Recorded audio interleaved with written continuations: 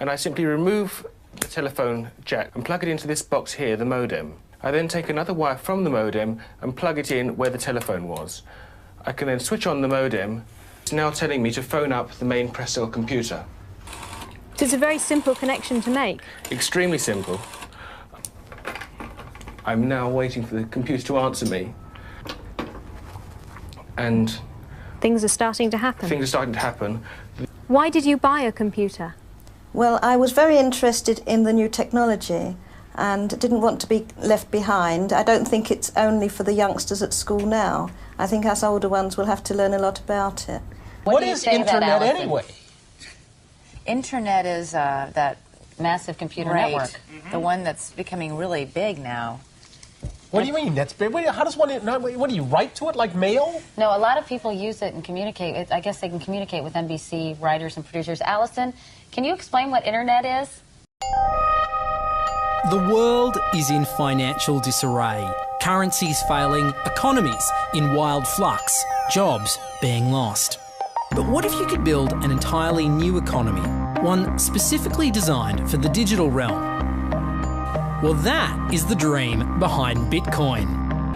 Bitcoin, for those of you who don't know, is an electronic online currency that was created in 2009. It was made by someone who did it under the pseudonym Satoshi Nakamoto.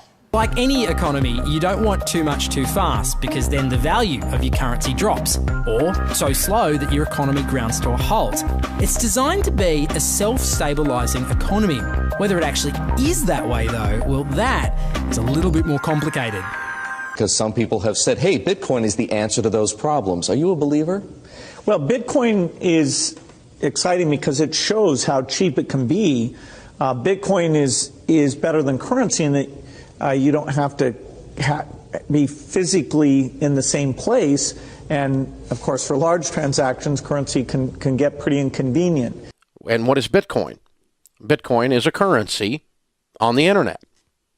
I sent 100 euros worth of Bitcoin from here in Tokyo directly to you guys through this camera, through the network, through the TV, right into your home. If I had tried to do that, send you the money with a traditional bank, it would have taken several days and probably cost 30 euros. I just did it right now with Bitcoin instantly, basically for free, and didn't have to ask anybody for permission. I didn't need a bank, I didn't need a government, I didn't need anybody. I just needed myself and you and our smartphones to do it.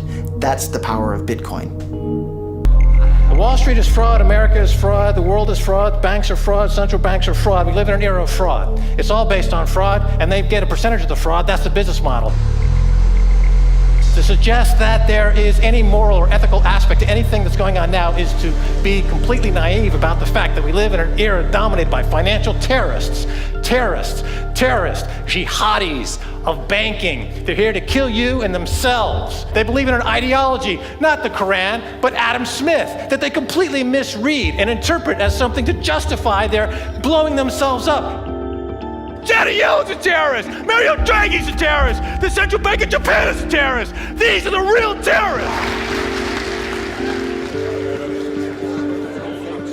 Funds received. This community is switching to what they think is a better monetary system. A system in which banks are no longer needed because payments could be made directly from one person to another. Bitcoin is fundamentally different because in Bitcoin, you don't owe anyone anything and no one owes you anything. It is not a system based on debt. It is a system based on ownership. And no one can censor it, no one can seize it, no one can freeze it. It's November the 2nd, 2008, just 6 weeks after the Lehman Brothers collapse. And all over the world, there are panicked debates about how to save the banks. Then, on a little visited web forum for cryptographers, a document appears in which a completely new monetary system is proposed. The visionary author calls himself Satoshi Nakamoto. These were the darkest days of the financial crisis. So that to me suggests a very clever mind that saw an opportunity, the perfect opportunity to introduce a new radical technology and a new radical approach to money and finance at just the right moment when people would be very open to making this big shift that's required to adopt a new currency. What's exciting for me is like a global economy. Right now we say we have a global economy, but I can't take $1 and give it to you in the Netherlands and then you know what to do with it, right? You would have to go and change it to your native currency.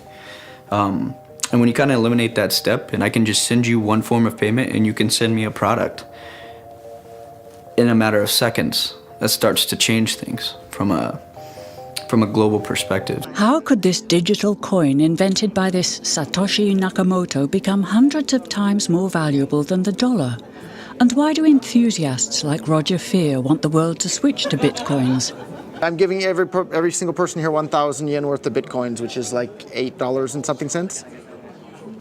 Back in the early days, you know, I'd get phone calls from my buddies. Oh, hey man, I lost 10,000 bitcoins because my computer blew up, right? Back then, one bitcoin was less than a penny, right? So nobody cared. They lost $10. I don't care, right? And now 10,000 bitcoins, that's $5 million. That's a big deal, right? I think a lot of people are underestimating the way in which Bitcoin and the blockchain are going to change the power structures in society in general. I mean, I grew up in the US and I see all these people like, yeah, nuke everybody in the Middle East and kill them all. And then they have the former Secretary of State, Madeleine Albright, on 60 Minutes, one of the most popular news shows in the US. And they asked her, they said, like, there's reports that more than 500,000 Iraqi children have died as a direct result of US sanctions. And she looks back at her with a straight face and she goes, it was a really tough decision, but I think that it was worth it. Worth murdering 500,000 kids because of what the government did? And I apologize for crying, but it just disgusts me from my core when I see government people murdering people around the world. It's not just theoretical, these are real people with real lives. And it's real people, and Bitcoin has the power to undermine everything they're doing to people around the world. And I'm sorry for shouting, but it just disgusts me what these people in government do. And they do it through central banking and through the control of the money supply, and Bitcoin takes that away from them.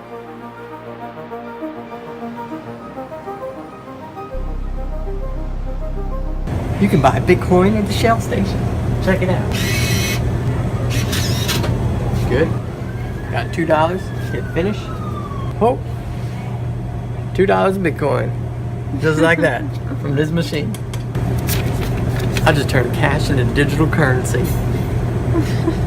So thinking that it's too late to get involved in Bitcoin is like thinking it's too late to get involved with the internet or too late to get involved with using a cell phone. Like, it's not too late to get involved with Bitcoin. If Bitcoin becomes really popular all over the world, Bitcoins are going to have to be worth at least tens of thousands of dollars a Bitcoin, if not hundreds of thousands of dollars per Bitcoin. So thinking it's too late to get involved with Bitcoin is like thinking it's too late to get involved with using the internet. Of course not. Like, it's ubiquitous in our lives, and Bitcoin's going to become ubiquitous in our lives as well.